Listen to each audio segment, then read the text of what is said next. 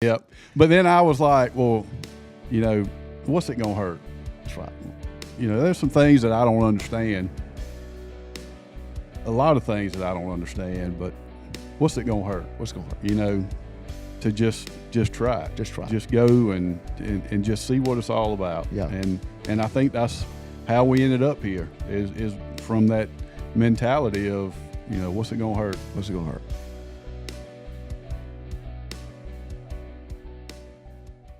Welcome to Limitless Outreach Podcast. We're thankful today to be a part of the kingdom and what God is doing. Today, we have a great friend, Chris Rogers, with us today. We are grateful for all the many testimonies that we have heard already. And today, you're going to meet one of the very own from the Barn Outreach that was started, I think we said a while ago, about 5 years ago. Yeah. And so we are looking forward to hearing the testimony and the story of our very own Chris Rogers, and hope today that you enjoy and something is spoken, something is said that speaks life into you and causes dead things to live and the miraculous to come out. And so without any further ado, you got to meet this guy. He is a man's man. This is Chris, the one and only Chris Rogers. He is a great guy, and a great honor to be a part of the kingdom with Chris.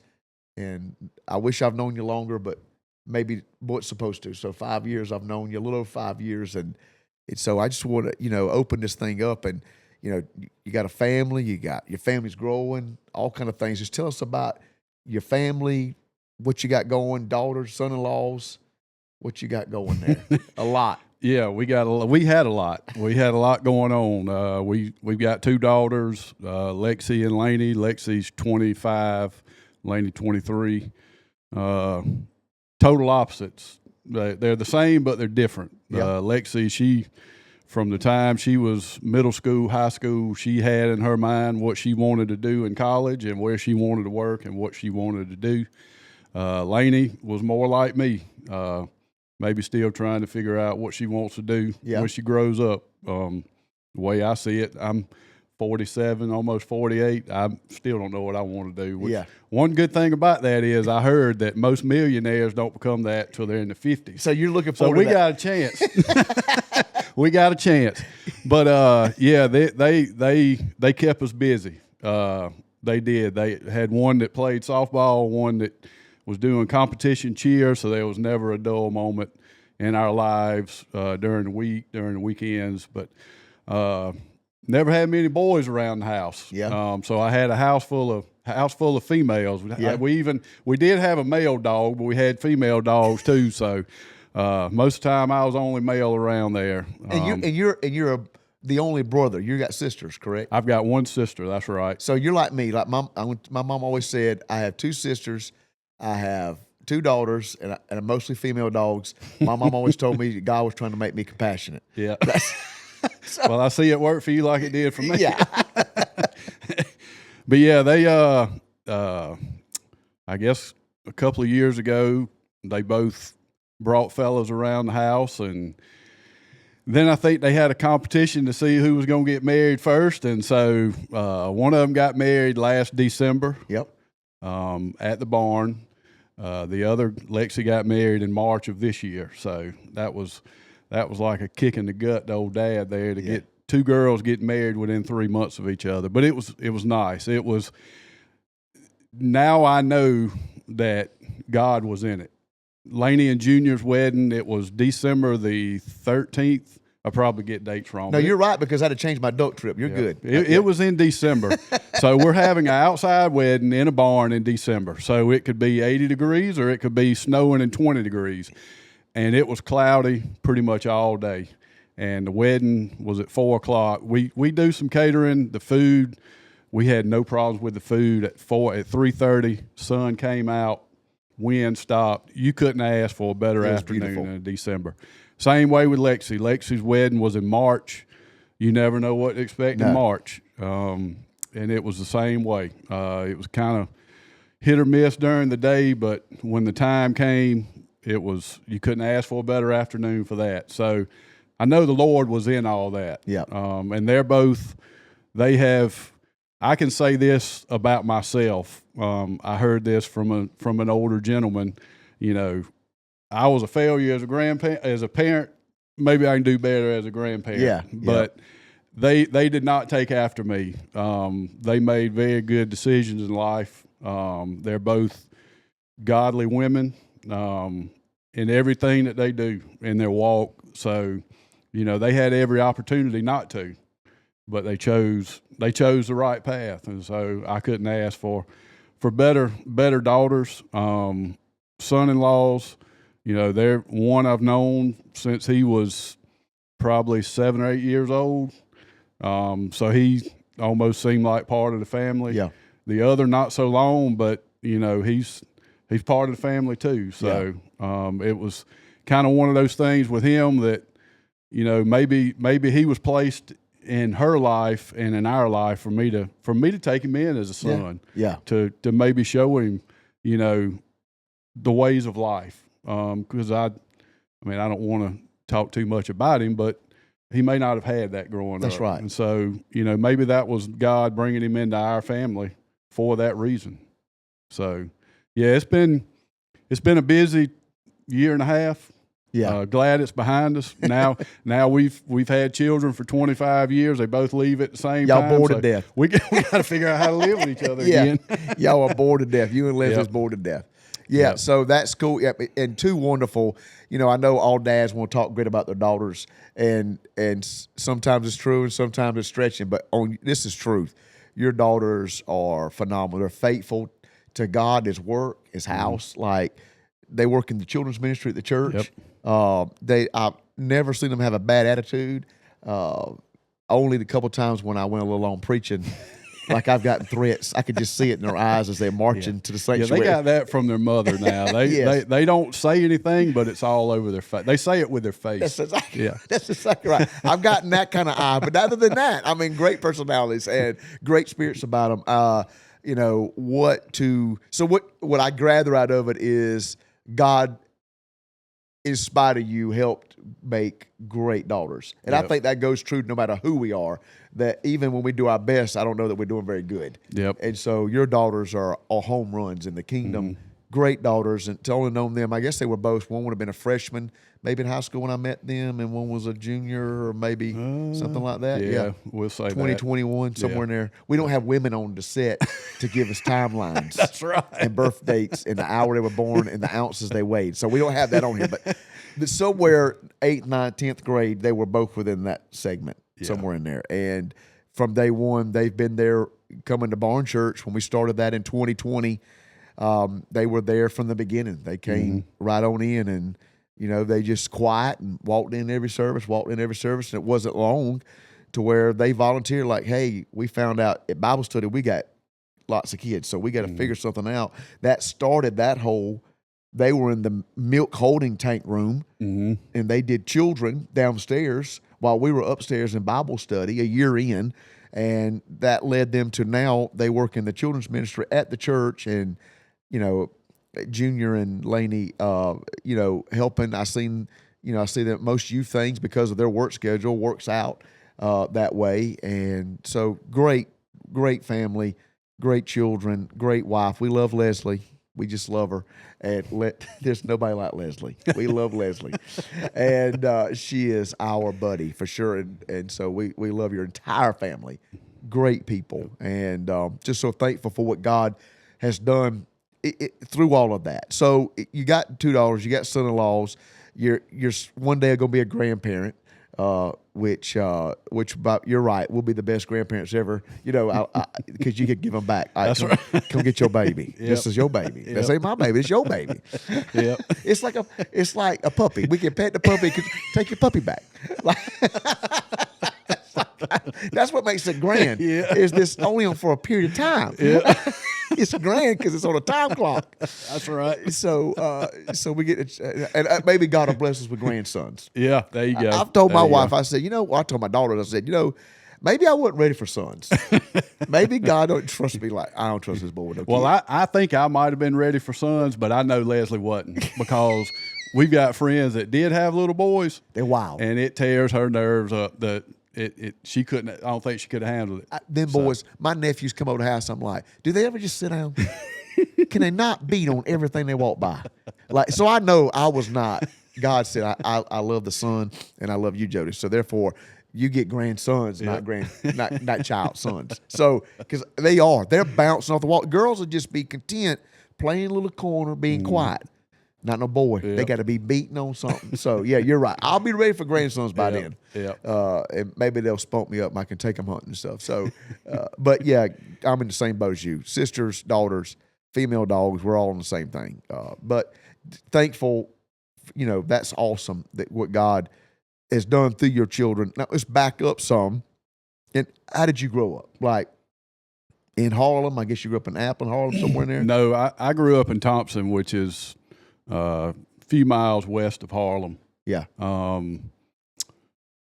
Went to, as a young child, my grandparents on my dad's parents, they did a lot at the church that I went to.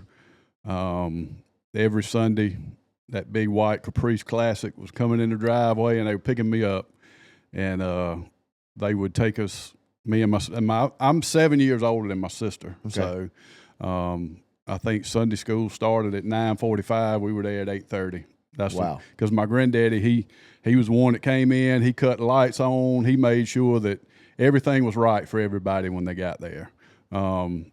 We never went to big church. We just went to Sunday school. Right. And so, like I said, it was like clockwork. Every Sunday morning they came and picked us up.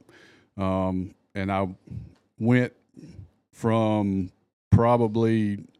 whenever I could remember, 5 years old, up until I could drive. They were there pretty much every Sunday picking me up. And so I was there, but I was just there because they were taking me. I can't say that, it's probably bad to say, but I didn't really know who the Lord was. I mean, I went there. They taught us the books of the Bible. If you could repeat 5 or 10 of them back, they give you a cup of M&Ms at the end of Sunday school. And so I'd come and get my M&Ms, and then we go home. Did that, up to, like I said, up to 16. Then I was able to drive.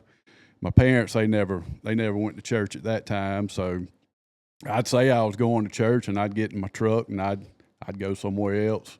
My grandparents wasn't there. Nobody was there to tell them if I was there or not. So I'd go somewhere else. Well, then I guess I was about 18, 19, probably 19.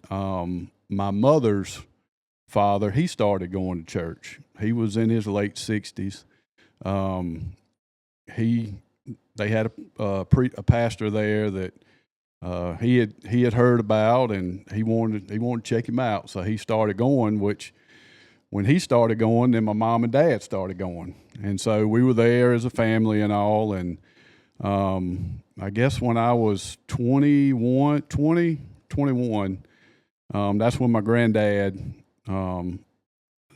his name was Jimmy, but everybody called him Slick because he had his hair slicked back. So he was Papa Slick to me. But I guess when I was 21, that's when he was ready to give his heart to the Lord. And so, at the church we were at, we all went up front, and we did our dedication, I guess, and then we were all baptized.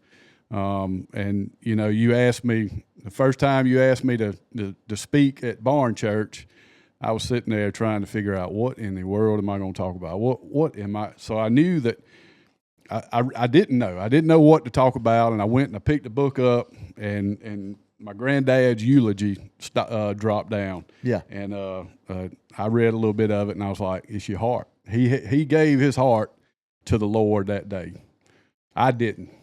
I was pleasing mine and others' flesh. Yeah. And I know that's probably bad to say, but I mean, I'm admitting it is not bad though. Right. I mean, I was doing it to please the flesh, and it wasn't long. I was back to my old ways, and my granddad, though, he continued to go on, and he continued to go to church, and he would try to get me to come, and I wouldn't go. And then I guess it was 4 or 5 years after that, he passed away, and we didn't go. We didn't go to church. We had kids at that time. Lexi was probably 2 or 3. Laney was maybe 1. And that was my buddy. And so I kind of got into, it was a dark time for me because, that was my granddaddy, but that was also my buddy. Yeah. And so we went along that way for several years, and then the girls, Leslie's aunt, went to a church there in Deering, and I don't know how it all came about, but they wanted to go to church with her. So I think a few times she would come and get them and take them, and then I started taking them up there. I'd take them and drop them off and go back home, or I'd take them and drop them off and sit up there, and I'm, and I didn't realize this, how I was until not long ago, but I wasn't any different than my parents. Here I am taking my kids to church. Why am I not in church? So I went a couple of times. I'd say a handful of times at that church, and then I had somebody come up and wanted my phone number and my address, and I was like, I can't. I've come here. I don't want you coming to me. So it didn't last long, and I quit going, and so we were not a part of a church anywhere. And so then, 2020 COVID hits, and a lot of people, there was a lot of lost loved ones. I lost a couple of good friends of mine to COVID. But COVID changed my life and my family's life. We sitting around on a Saturday night doing what we do on the weekends, and Pat Wagner, he comes up. He was like, "Hey, y'all want to have church tomorrow at the barn?" And without any hesitation from anybody, sure, why not? This is like 9, 10 o'clock at night on a Saturday night. Y'all want to have church tomorrow at the barn in the morning? Sure, let's do it. And so we showed up that Sunday morning, and 10 o'clock, I guess, because y'all had been shut down. Yep. And so y'all, I don't know if he talked to you or talked to John Allen, or it's either me or John. I cannot remember that far back.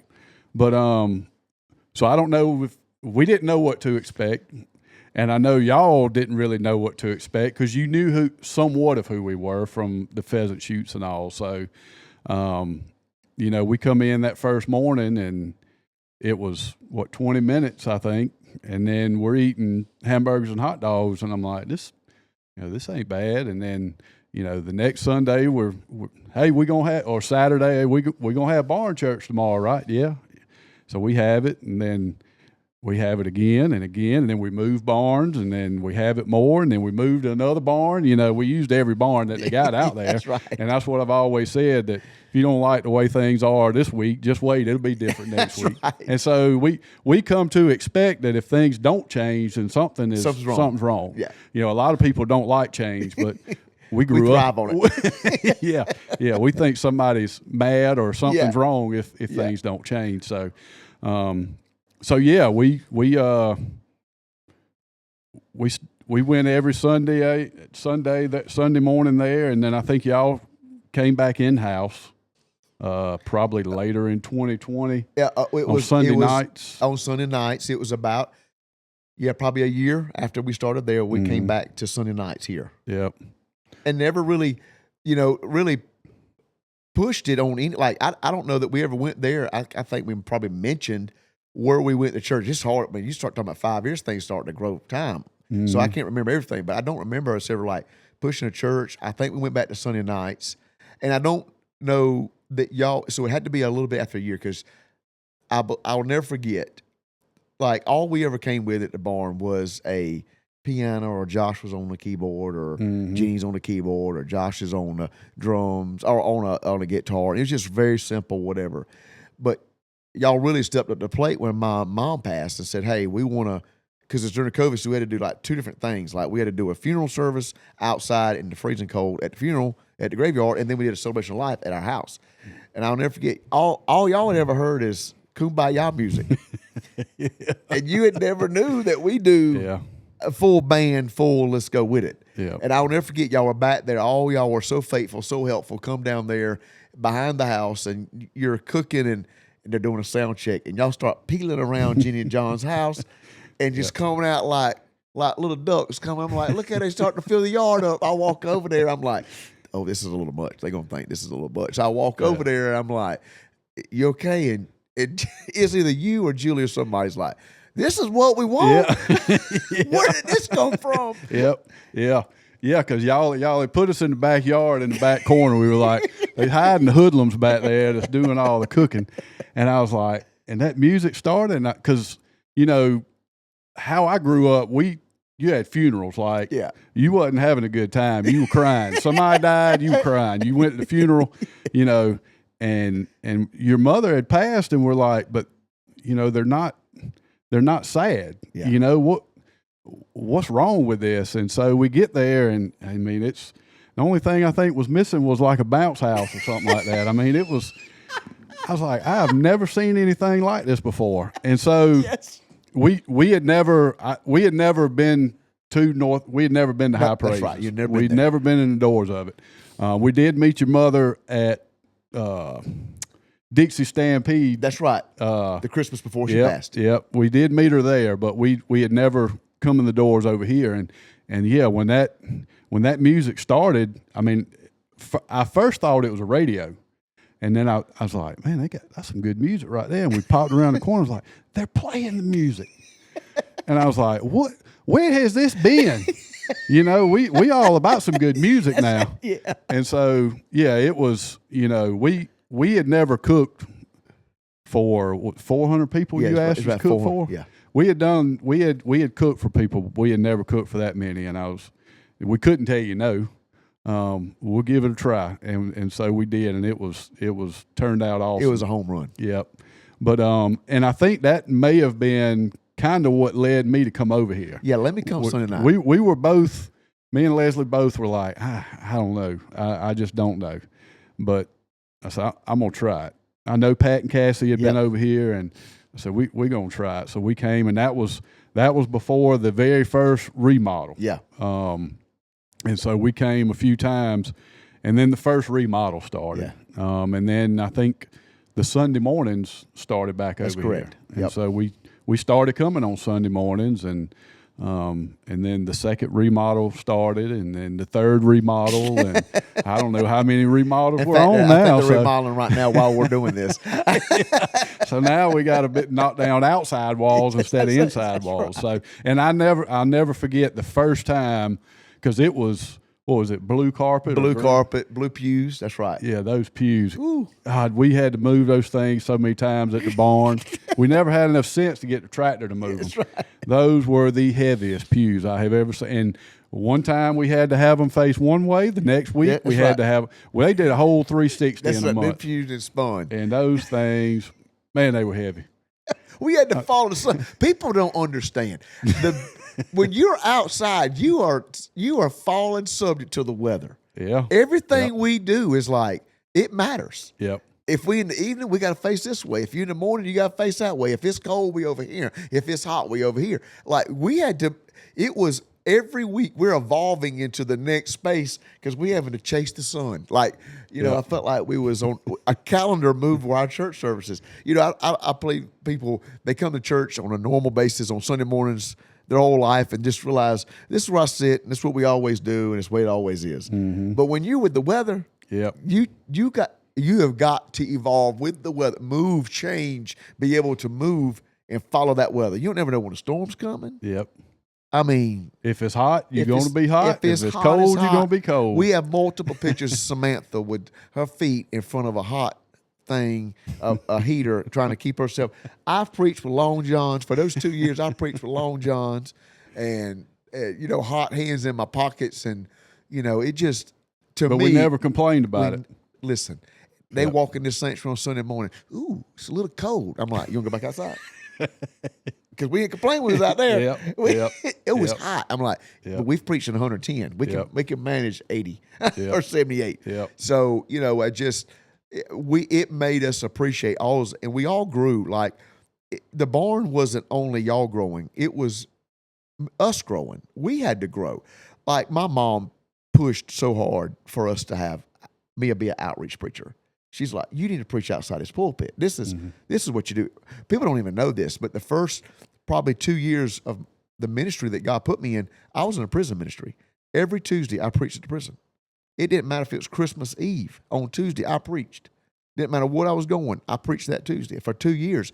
And so my mom pushed me. She saw something that it took her passing or in COVID together combined to push me out of a sanctuary. And it taught me a lot about a process and working through things. And so I will never forget, for some reason, I think the second or third time we changed where we ate.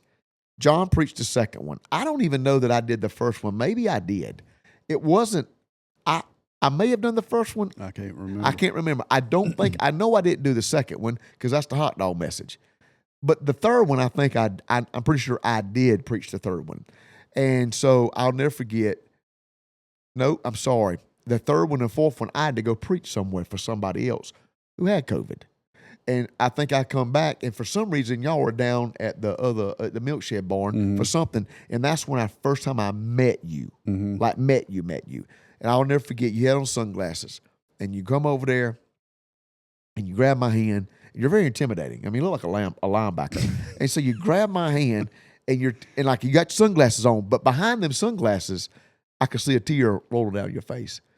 It says, I don't know if that I can do church. I'll never forget what you said. I don't know that I can do church, but I can do this. And then the next word out of your mouth, I don't know. I think I need to be baptized. Like that was the next words out of your mouth. Like, I don't know what that means. I don't know what you need to do, but I need to be baptized. I said, don't worry, we'll work on that. We'll figure that out. Like, because there again, I'm trying to figure it out. I'm trying to figure out how to have church outside. Like, I don't know what I'm doing. All my friends, pastor friends, they're figuring out how to do Facebook Live all of a sudden. Now they're, and some of these things look like a ransom video. Like, I don't like those, so I'm trying not to be a ransom video preacher. It looked like I'm at a table trying to get ransom for some American family I've kidnapped. And so, so we're doing we're figuring it out. In fact, we're doing Facebook Live outside, which was just a phone sitting there hitting play, Cassie would do.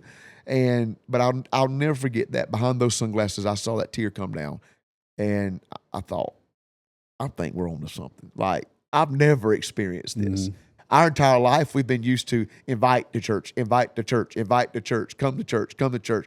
They do training seminars on how to get people to church, how to pass out tracts, how to go door to door, get people to come to church. And nowhere in the Bible do I see Jesus sitting in a building begging people to come to him. But he went to where they were. Yep. God taught us. And I'm sorry, y'all were the guinea pigs. Sorry. We're still around, so it must not have been too bad. It's still around. Y'all were the guinea pigs. I'm sorry for all the mistakes we made with y'all.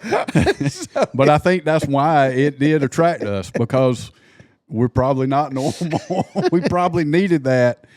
We needed that. Y'all needed us, and we needed y'all. I think it was mutual. It was. And I think if we were pushed to come indoors, like you said, it wouldn't happen. I don't think it would have happened. Yeah, I think it was you came to in our element. That's right, setting. And the Lord worked in you, but he also he had us. He found us where he wanted us. That's right. And he knew what would work for us, because it sure wasn't. It wasn't our idea. Yeah. Because if it was our idea, it probably never would have worked. No. But he was in it all, and it's a process. It's still a process. I'm not going to sit up here and act like I'm perfect, because, if I was perfect, I wouldn't be sitting here with you. Yeah. So I still, it's one thing I don't care to hide anything. I still got my faults. But I still, when I do fall, I get up and go back to him. Yeah. You know, I don't fall and go back to my old ways. I get up, you know, you got me this far. You found me and got me this far. I'm gonna get up, I'm gonna dust it off, and we're gonna keep going. And so I don't think it would have been that way if it would have been any other way. No other way. God had a perfect plan. I mean, and it's the perfection in it could not be. You couldn't have wrote a book. How do you do? And people have called me, pastors have called me. How do you do it? How can I do it? I'm like, man, if you're looking for a game book plan, like I know now the logistics. I know how easy it is to feed a couple hundred people. Like that's easy. Yep. God's already given you the people that can do it. You find them. They got lots of talents, lots of abilities. As you are great. You and Wesley are phenomenal cooks. Even though we know Leslie does most of the cooking. I found that. It took me long enough for us to find out. I thought you'd been doing all this cooking. I mean, look, Chris is a great cook. Leslie been doing all that cooking. Yeah. You just handing the meat from one stove to the next. That's all you doing. Got the gloves on. I've learned. I know how to be a cook at barn. Wear gloves and be sweating. Whoo, just wipe my face off. Yeah. Meanwhile, the women's bringing the food in. I done figured it out. We'll leave it like that. I won't touch that. Yes. If Samantha can ever figure out how to pretend like she don't even pretend all like right, she was. You're gonna strike a nerve there. Poor Brett. He probably had to eat old fish fillet on the way home tonight. I ain't touching that. We won't talk about her bag of cheese to feed 300 people. Yeah. But anyway, so we love Samantha.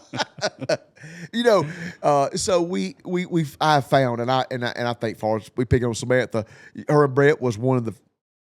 They were there that day. Wesley was there that day. Yep. Wesley's mom and daddy were there that day. Yep. You were there. Your sister was there that day, I think. Maybe it was Leslie's sisters. Maybe Leslie's sisters. Later on, your mom and come. sister came. Yeah. But Leslie's sisters were there, and a few more that Julie was there. I think Julie was at first one, wasn't she? Mm-hmm. Yeah, she was.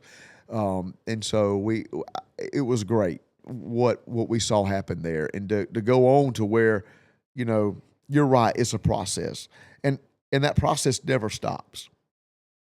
It never ends. We continually becoming what God has called us to be, and what Barn taught me that now has to take place at Cowden, at Hepzibah, at Backroads, even at other things that we do, is you've got to let God do His part. Mm-hmm. You give the word and let God do the rest. And you sometimes you speak up. You probably shouldn't have, because now it's got you in trouble. I'll remind you of something else you said one time. I did them little leaflets. And you remember you just said it was about 20 minutes long. And one day I've been doing for 6 months my 20-minute lesson, and that was it. That's all you got. Now you're on Sunday morning. Hey, how much he got? Yeah, I've always said I'm gonna come in with like the man at the ball game with some Cokes and some potato chips. Anybody need snacks? Maybe we'll speed it up. He went from that's all you got. Yeah. How much you got? Yeah.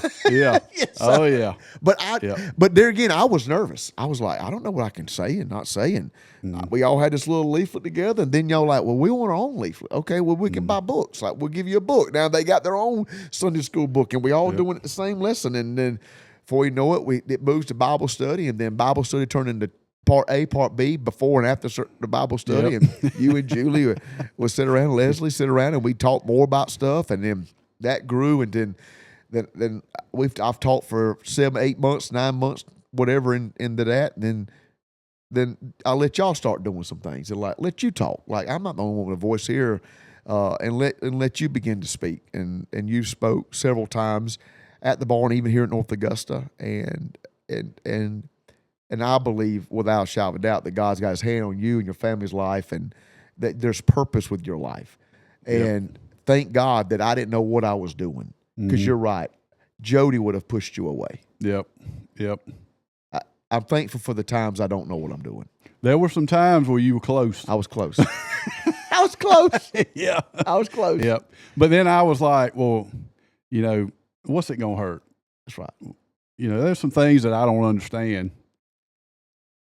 A lot of things that I don't understand, but what's it going to hurt? What's going to hurt? You know, to just try it. Just try. Just go and just see what it's all about. Yeah. And I think that's how we ended up here is from that mentality of, what's it gonna hurt? What's it gonna hurt?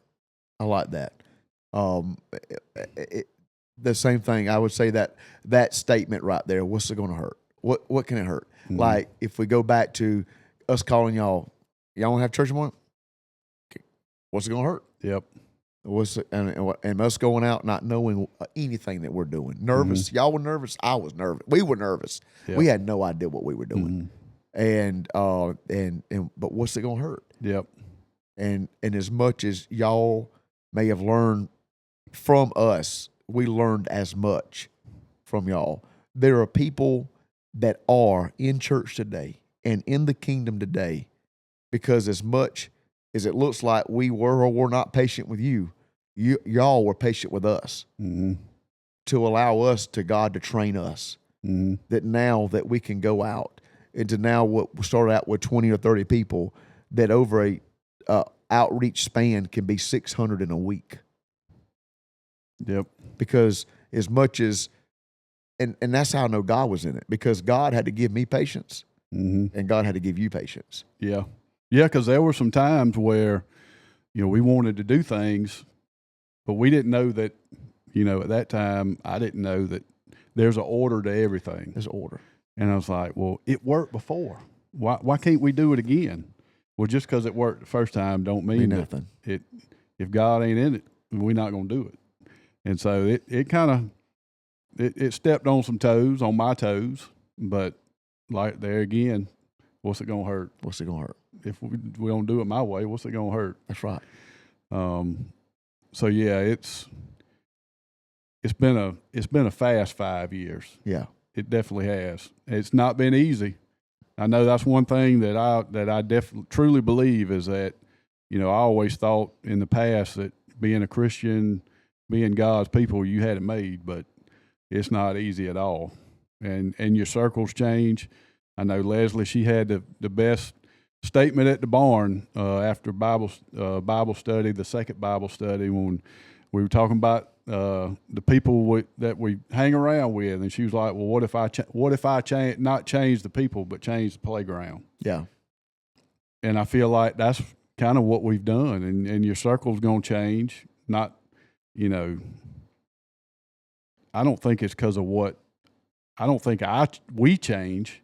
Yeah, we change some of the things that we do. Right. And maybe that's, people. Well, what I think the thing is, though, is light and darkness don't get along. And when the brighter the light shines in you, the more darkness it cancels. So if I'm darkness and you're light, well, the brighter the light you get, it's pushing me away because I don't want the light. It only people will stay around if they want the light. What is so sad is, that people don't want it. Looking back now, you look at me like, why wouldn't you want this? But 6 years ago, you're looking like, why would I want that? Yeah. So you always have to remember, like, I was them one time. And I was sitting in a church parking lot, not even going in the doors. Yep. So and so oh yeah, for you see the other side now. And I think that God is not done using your light, your testimony, your family. This is a generational thing. It ain't just about. It's bigger than you and Leslie working in children's ministry and you doing all the things that you do for the kingdom and God's hand in your life and calling your life. But now it's a jump to generation. Now it's not only now am I working in the kingdom, not only my wife doing kingdom work, but now my children are doing kingdom work. My son-in-laws are being involved in the kingdom. And then what does that mean? Well, now the decision you made, whether it was late, early, all that's irrelevant. The fact that you made it, that's all that matters. It has changed generations. And I believe that what's it going to hurt? Like, why would people cause their family to walk under a generational curse that you could say, you know what, I can't make my children do. I can't make them be godly people, but I can shine the light in hopes that they catch what I see. Yep. And even though you may have walked in darkness before that, God had his hand on their lives, even in the middle of that. Ain't it so wild that there are families who can raise their children in a godly home, in church, only to when they get of age, they gone. Yep. They don't want anything to do with it. You, not being a bad man, great job, great family, not a godly man, but a good man. And, you know, raised your children, and they didn't have to do it. They didn't have to wonder where the meals are coming from. They ain't got to wonder, hey, is daddy coming home tonight, except for that one time? You know, it's just picking. So anyway, and but they don't have to wonder, like, I ain't got to worry about my dad being strung out on drugs, all these things, but still, they still didn't have a godly man per se, but God still moved in that. Yep. And what a blessing for your daughters and your family that God done that for you. What a gift. Yep. Yeah, that's one thing that, you know, when I was, like, we've got so many young guys here now that they have what I wish I had at that age. All I had at that age was, you know, the ones that were godly, they were old enough to be my grandparents. Yeah. So I didn't have anybody to, you know, be godly with. To be godly with. It's kind of one of those things. If you hang around, you hang around with 5 alcoholics, you're gonna be the 6th one. That's right. You know, it's kind of like that. Whoever you hang around with, that's what you're gonna end up probably being like. That's right. And so that, and there again, I'm not saying that I'm anywhere near perfect. I've got my own faults. I've got my own flaws. I've got my own, you know, I'm not where I need to be. But I'm not the man I need to be, but I'm definitely better than the man that I used to be. That's right. But the men here, the young men, I would hope, I mean, if they want to come talk to me, you know I'm probably older than them. They don't want to talk. I guess I'm one of the old men now, but, you know, I just wish I had that. I wish I had people my age, close to my age, to hang out with, to do godly things with. And they have that now. They have that here. And like you've said in one of the other podcasts, I've never seen a church where there's so many men that are here without their wives. Yeah. You know, because whatever reason it is, you know, they're led to be here. And I'm thankful that my family is here. I'm not saying it's a bad thing that they're not, but to see all the men that are here in this church is just unbelievable. When you say we're going to remodel the sanctuary, there's people here by the droves. Yeah. They may not know what they're doing, like me. You walk around with a hammer and just act like you're doing something. Yeah. But you set a deadline and stuff gets done because we've got men of the house that truly care about God and truly care about His house. Yeah. So it is something I wish I would have had when I was younger. Yeah. Julie made the comment. She said, I could just, you know, slap some of these kids that grow up and think, man, if I'd have had this for my kids, or if I'd have put my kids in something like this, where would my kids be? All these type things. You know, we can have all these wish I had us, but to have the young people and the young adults, like, that is just unheard of. Yep. To have they have a young adult class and have 45 college and career show up week after week after week after week, and they want to do give me a job, tell me what to do, and they ain't just doing it because it's a social event. I mean, they truly got their Bibles out. That is, for 19, 20, 22, 23, that is unheard of. Mm-hmm. And you're right. And so, but I've had that is such a support group to know that you're not the only one, and to know that. But you're right. This is the manliest. I tell you, we're going to start one day. We're going to have an arm wrestling contest or something, because we the manly church I've ever seen in my life. Like, we do a men's fellowship. We on the second one, and had it at fish camp, you know. And got to knock walls out for the better next knock one. walls out, Bo. Josh Childers brought a word like men were made for war. He's doing this series, and have 170 men show up on the second one on a Tuesday night, and you can hear a pin drop when he's preaching. Like, I'm telling you, it's powerful. But it's men. Like, one of my friends came. He's coming down the road. He's like, I thought it was gonna be like 5 tables of men. He said, I was thinking about maybe 25 guys. He said, there's nowhere to park. He said, look like they having a truck auction in the parking lot. F-250s. Yep. It's like they're giving away 1350s in the parking lot. You know, and so, but you're right, the man, but you're a man's man. Like you're like, I like, the fact that God has gifted us to be men and that you're a part of that. And, But I think that's what's drawn us to this ministry is, in my mind, in years past, you picture a pastor with a coat and tie on, always wearing coat and tie everywhere they go. They don't do anything else but they pastor. Yeah. They go to hospitals. They do their thing. They're doing God's work. Not saying y'all are doing God's work in a different way. When you preach in a camouflage shirt, you hunt, you fish, and that's how we've met the first time was during a pheasant hunt. Yeah. So I think that's what draws the men to it is y'all are manly men. Yeah. And do those type things that you have in common with. Yeah. And it's kind of eye-opening to you when you are a part of it and you're like, you can do this, you can have fun. And you have all the same fun. Yep, you can have all the same fun.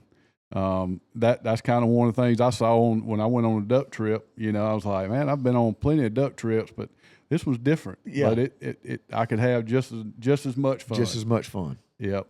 And so it's definitely, I think that's what draws a lot of us here to this ministry with y'all. Yeah.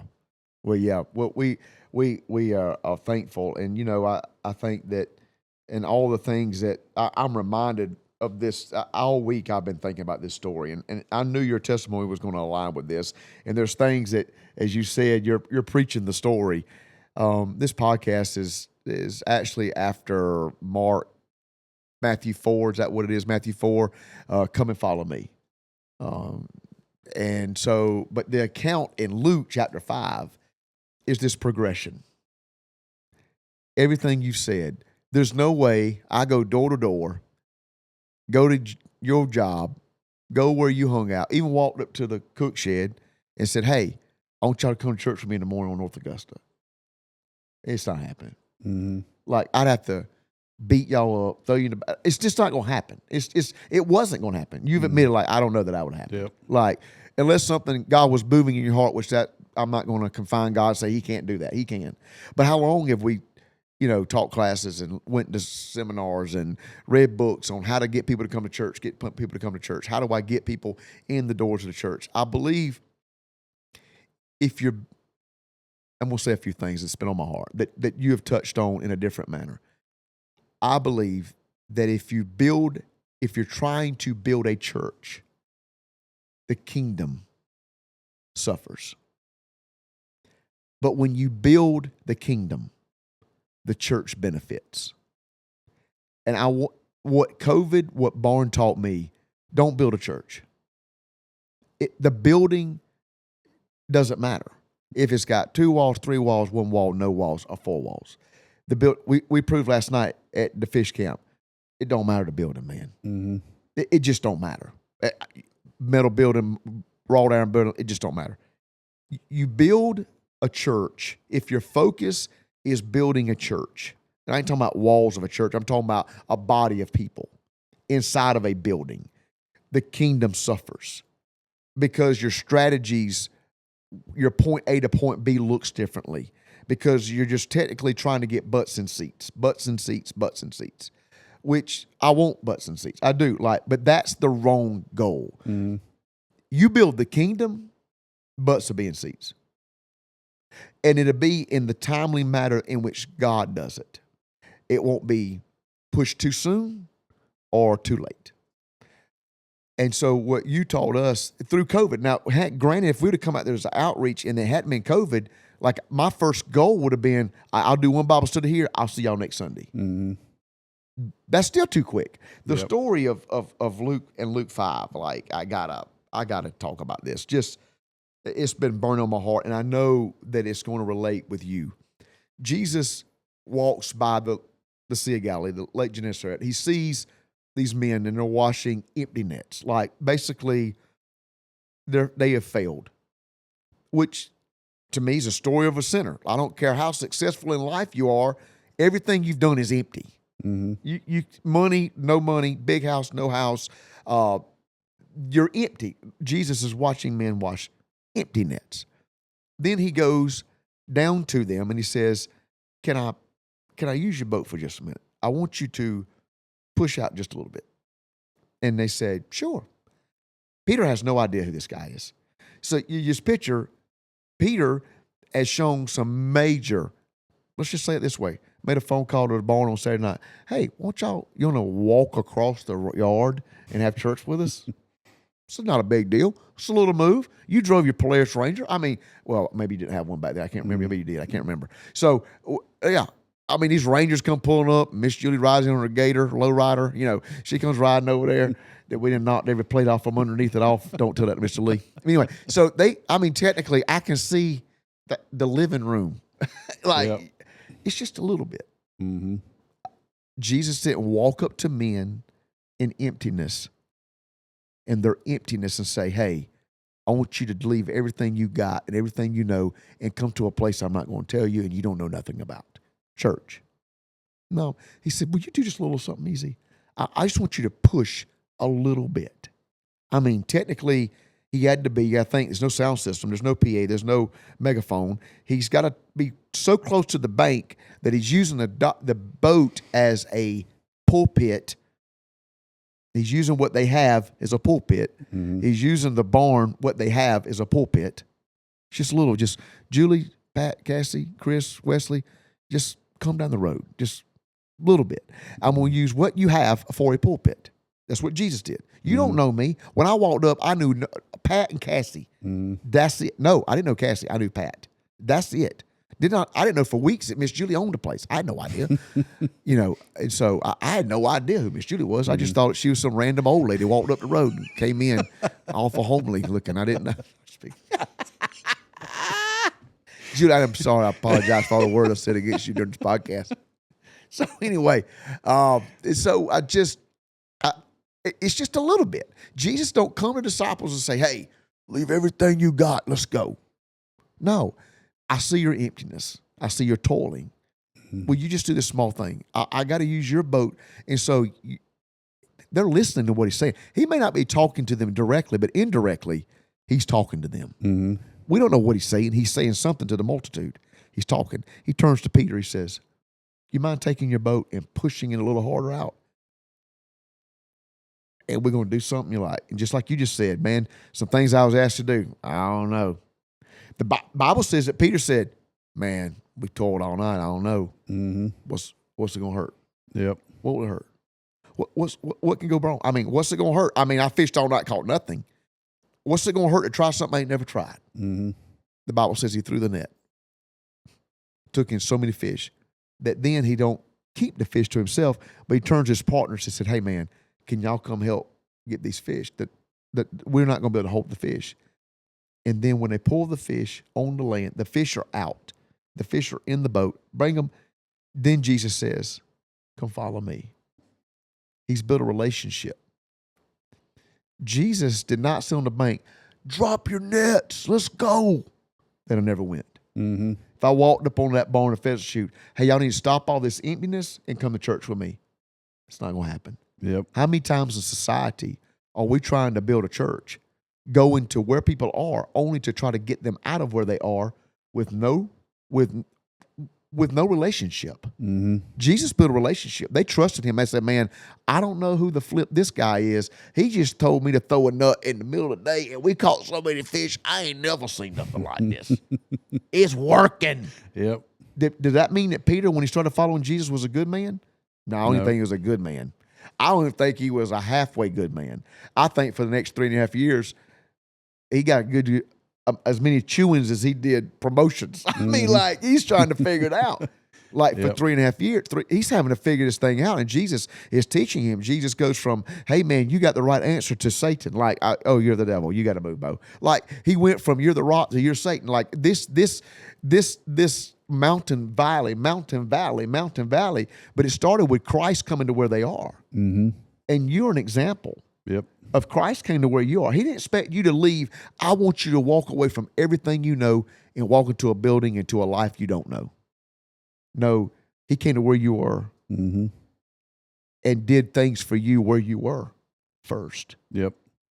That story, I wrote down the word progression.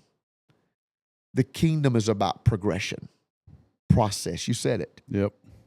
It's not this and then bam, everything's new. It's everything in this new spiritually in your heart. I believe that day, whenever it is, that moment, whether it was in your seat, whether it was in your car or whatever, you gave your heart to the Lord. You know, that I think in that moment that things were made new in the spirit and the relationship between you and God. And from that moment on, it's cleanup time. To the day you die, it's cleanup time. Yeah. Well, I mean, that's, and I don't know if you said it or I heard it somewhere else. You know, it was 42 years, 43 years. I was doing it my way. You know, I can't expect God to clean me up in 5 years. That's right. I know he can. He can, but then you wouldn't appreciate it. Yep. And you wouldn't. If you get every victory at once, you wouldn't be able to identify the victories. Yep. You know, that's what I say. I say, if you gave the devil 40 years, I think God deserves the same amount of time. Yep. If you gave the enemy of your soul your life of 30 years, 20 years, don't be mad when it's 2 months and you don't see any difference. Mm-hmm. I believe God deserves the same amount of time. Yep.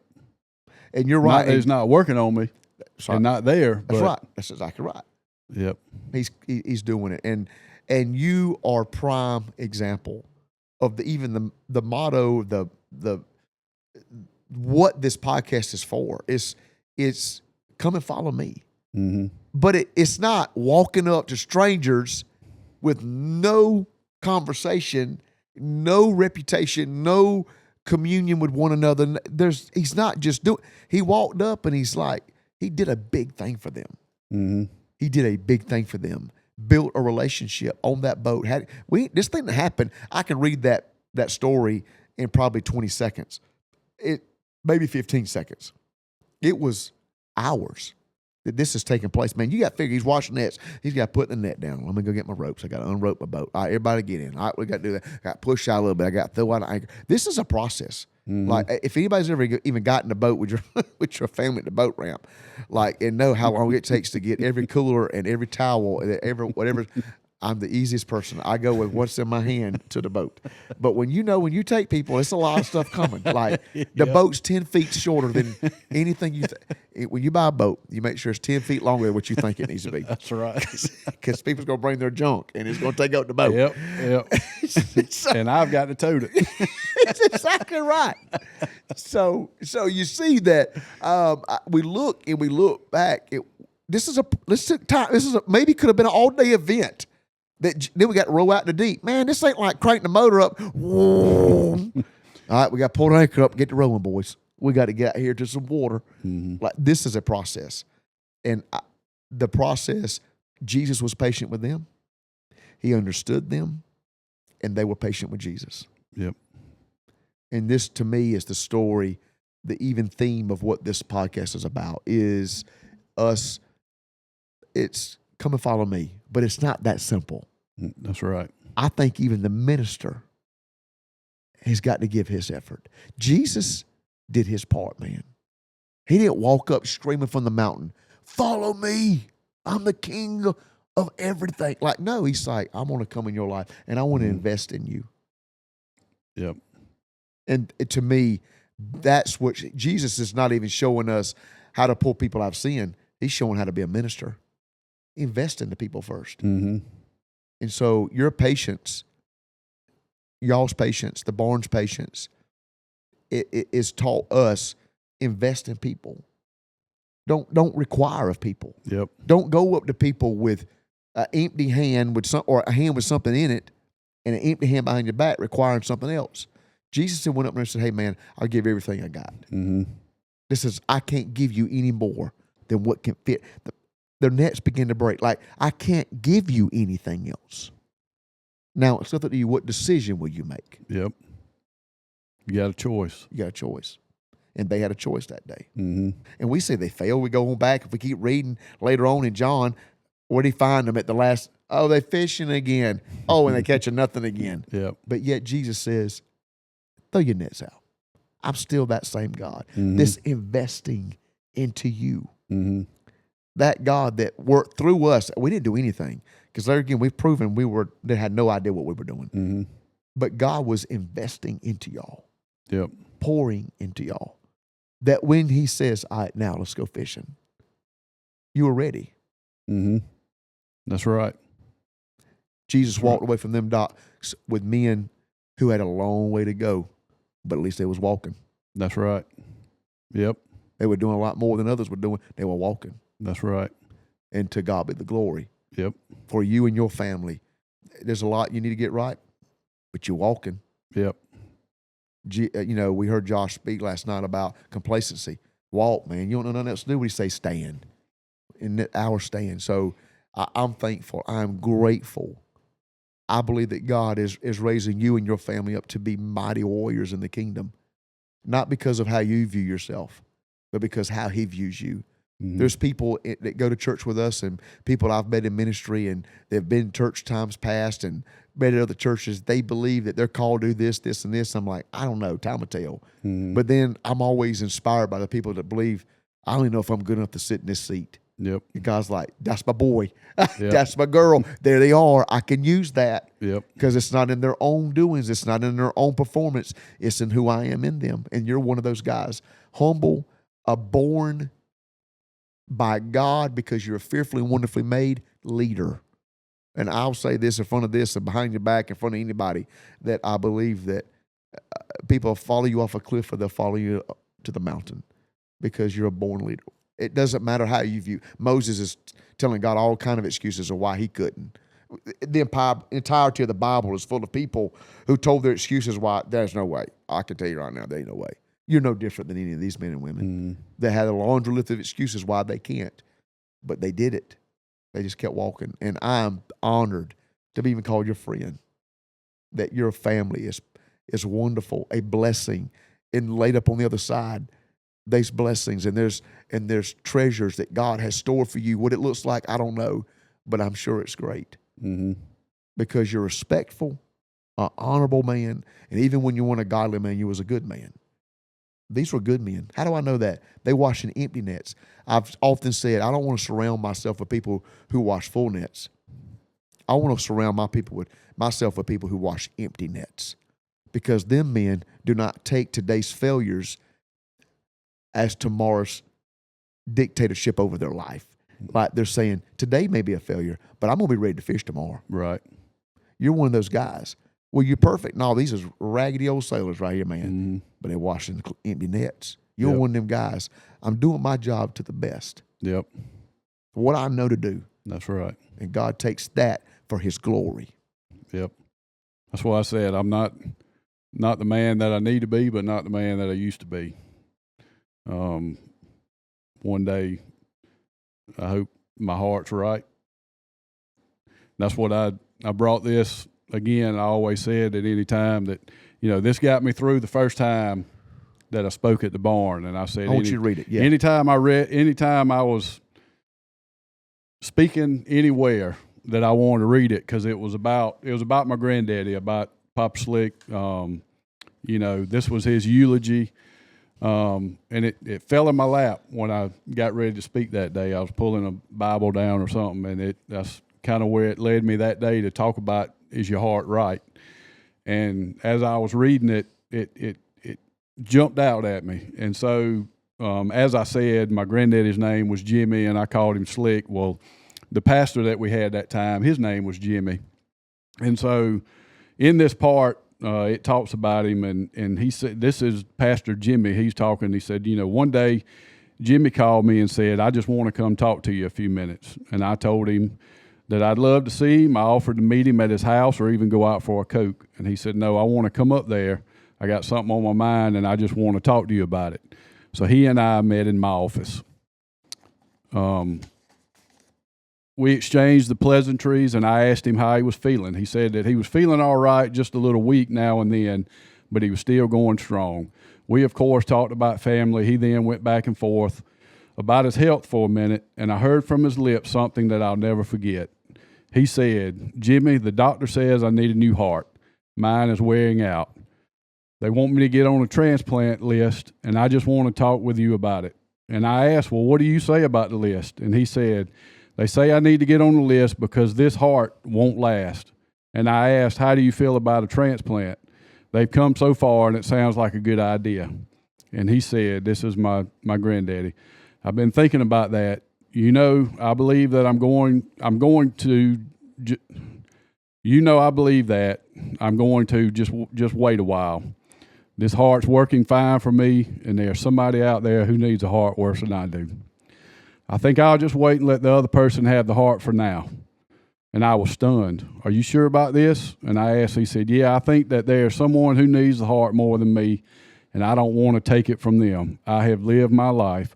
God has been good to me, and I am right satisfied with all the good Lord has done for me. So that tells me that he gave his heart, and he gave it all. Yeah. He didn't need another heart. His heart was clean. It was pure. It was from the Lord. It was for the Lord. So until I get there, I've still got work to do. Yeah. Amen. Well, we love you. What an awesome way to end it. We pray that this has been a blessing. Chris Rogers, his family, is a blessing to us. More than anything, God has blessed us richly. We pray that you'll take this and apply it to your life, that no matter what background you have, where you come from in life, God will take you. Always know that even when you're not with God, God is watching. Those empty net washers, God was watching and he used them. God bless you is our prayer. If you would like to support the Limitless Outreach Podcast, please share your testimony with your friends and family and everyone you meet, and let your testimony be limitless to the world.